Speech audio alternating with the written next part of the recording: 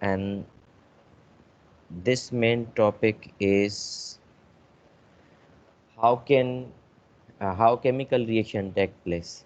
ये बेटा पहले जो इसीलिए मैंने अहमद चैप्टर इसीलिए इसको क्या कहते हैं कि रिलेट किया है एंड केमिकल एनर्जेटिक्स के साथ, क्योंकि ये एक दूसरे से रिलेटेड है। Otherwise the second chapter was the mole, but ये हम लोग करके फिर we will discuss the mole. Now the second topic is that how chemical reaction take place. Chemical reaction होते कब हैं? जब रिएक्टेंट को रिएक्ट करवाओगे तो प्रोडक्ट बनेगी, लेकिन क्या कॉन्सेप्ट क्या है इसमें? Now look at here, reactions take place when particles collide with one another with the certain amount of energy called activation energy। एक तो जैसे देखें, एक्टिवेशन एनर्जी का कॉन्सेप्ट आपको बताया है कि रिएक्टेंट को एक्टिवेशन एनर्जी होगी तो रिएक्शन होगा, तो रिएक्ट कर सकते हैं। और अगर रिएक्टेंट के पास एक्टिवेशन एनर्जी नहीं है तो रिएक्शन नहीं होगा। और उनके पार्टिकल्स जो होंगे, जो आपको पता है सॉलिड लिक्विड गैस जो होते हैं, इस तरह से जो पार्टिकल्स होंगे वो जितना मूव करेंगे ज़्यादा, जितनी उनमें एनर्जी ज़्यादा होगी उतना एक दूसरे के साथ इफेक्टिवली कोलाइड करेंगे, और जितने इफेक्टिवली कोलिजन्स होंगे उतना ज़्यादा रिएक्शन फास्ट होगा। Now, activation energy. What do you mean by the activation energy? As we know, the minimum amount of energy needed for particles to react, and it is called the activation energy. It is different for each reaction. Her reaction के लिए बेटा ये different होती है, कभी भी same नहीं कह सकते हम लोग किसी के लिए।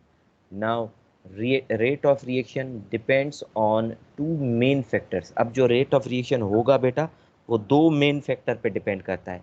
The rate of reaction depends on these two things. Number one, frequency of the collisions between particles, कि भाई कितनी ज़्यादा फ्रीक्वेंसी है, कि कितना बार बार पार्टिकल्स एक दूसरे के साथ कोलाइड कर रहे हैं। जितने ज़्यादा कोलाइड करेंगे, जितनी ज़्यादा एनर्जी होगी, जितनी ज़्यादा स्पीड होगी, उतना ज़्यादा रेट ऑफ रिएक्शन होगा। ये all of you try to understand these two concept. अगर आपको बेटा ये दो समझ में आ गए तो आगे आपको डिफ़िकल्टी नहीं होगी। Energy with which particles collide, दो चीज़ें हैं। एक के कितना ज़्यादा स्पीडी ये मूव कर रहे हैं, कोलाइड कर रहे हैं। दूसरा कि उनमें खुद कितनी एनर्जी है। अगर if they are very much excited and they have more energy, then the reaction will be fast reaction. Now these 2 points, last points, if particles collide with less energy, then the activation energy, अगर बेटा उनके पास activation energy से भी कम है energy, there will be no reaction। ये red colour में इसीलिए किया है मैंने क्योंकि ये पेपर 1 में ऑब्जेक्टिव में आ सकता है और आते हैं questions.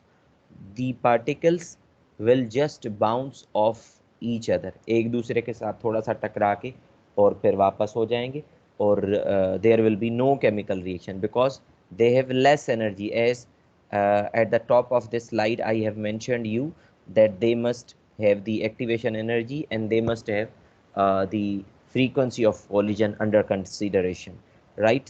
Second last point is that if particles collide with more energy then the activation energy, then you can say that reaction will take place। अगर बेटा एक्टिवेशन एनर्जी जितनी है उतनी एनर्जी है जब भी रिएक्शन होगा, तो लास्ट वाले पॉइंट में याद रख लें कि if the particles collide with the more energy or equal to the activation energy, then what will happen? The reaction, chemical reaction will take place। So this was the main 2 3 slides related to the topic। I hope you understood this concept